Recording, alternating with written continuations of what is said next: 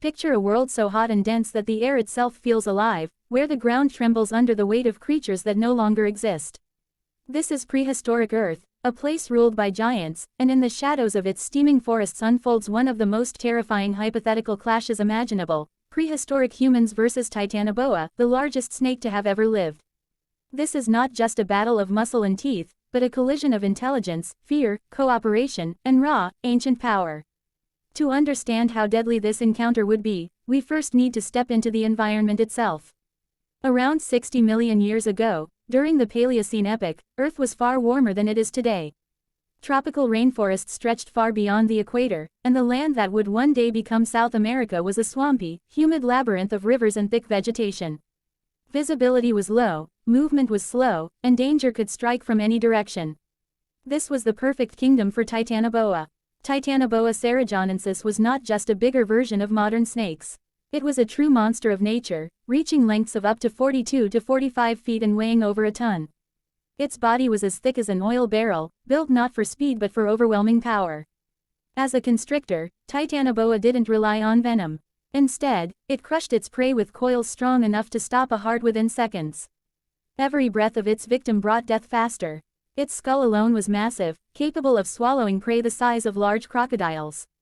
In its world, Titanoboa was an apex predator with no natural enemies. Now imagine prehistoric humans entering this nightmare landscape.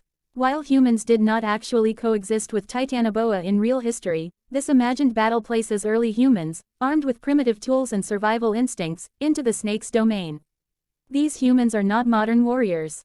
They are hunter-gatherers, physically strong, highly alert, and deeply connected to their environment but vulnerable. Their weapons are simple: stone-tipped spears, wooden clubs, sharpened bones, and fire. What they lack in technology, they make up for in cooperation and intelligence. The first challenge for humans would be awareness. Titanoboa was an ambush predator, likely spending much of its time submerged in water or hidden among dense vegetation. Its coloration would blend perfectly with mud, leaves, and shadows. A single human wandering too close to a riverbank could be attacked without warning. One moment there is silence, the next there is an explosion of movement, a massive body launching forward, jaws clamping down, coils wrapping tight. For a lone human, survival would be nearly impossible. The true terror of Titanoboa lies not in a dramatic chase, but in how quickly it ends fights. Unlike predators that slash or bite repeatedly, Titanoboa would strike, grab, and constrict. Bones would crack, lungs would collapse, panic would be instant, and death would follow in seconds or minutes. Against such power, physical strength means nothing.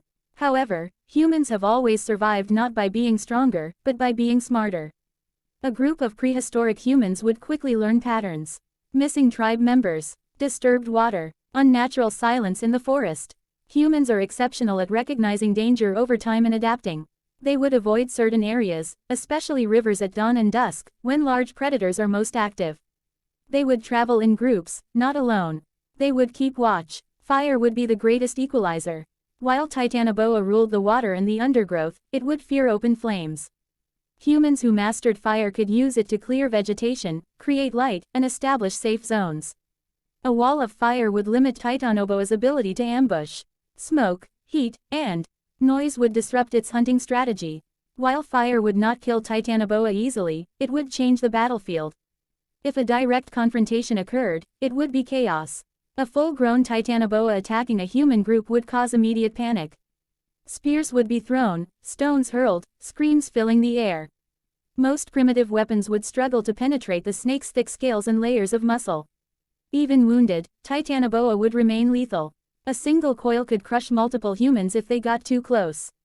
The snake's size alone would be psychologically devastating, triggering primal fear. But humans hunt as teams. They distract, surround, and exhaust. If Titanoboa were lured onto dry land, away from water, its movement would be slower. Repeated spear strikes to the head, eyes, and mouth could eventually weaken it. Traps could be used, pits covered with branches, sharpened stakes, or fire-driven ambushes. The battle would not be quick. It would be brutal, bloody, and costly. Even in victory, humans would suffer losses. Many would die before the snake finally collapsed. Titanoboa's death would not look heroic.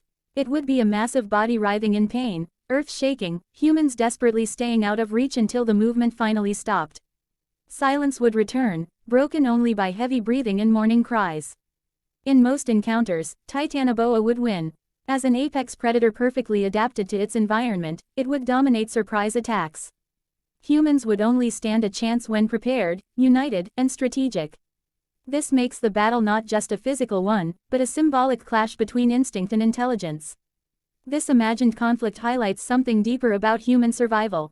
We did not conquer the world because we were the strongest animals. We did it because we learned, shared knowledge, and adapted faster than any predator. Titanoboa represents raw prehistoric power, unstoppable in isolation. Humans represent collective intelligence, fragile alone but formidable together. There is also a haunting reminder here. No matter how advanced humans become, nature once produced creatures so powerful that even our greatest strengths would barely be enough. Titanoboa doesn't need hatred or strategy.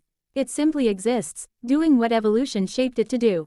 In that sense, it is not a villain, but a force of nature. If this battle were turned into a story told around ancient fires, Titanoboa would become a legend. A serpent god, a river demon, a living nightmare that devours men whole. And humans, if they survived, would pass down warnings, rituals, and myths, ensuring future generations stayed alert and alive. In the end, the deadliest battle in ancient history is not just about who would win. It's about survival against overwhelming odds. It's about fear, courage, loss, and adaptation. Titanoboa may crush bodies, but humans shape the future. Even in a world ruled by monsters, the spark of intelligence refuses to go out. And that is why, even in the shadow of the largest snake to ever slither across the earth, humanity still finds a way to endure.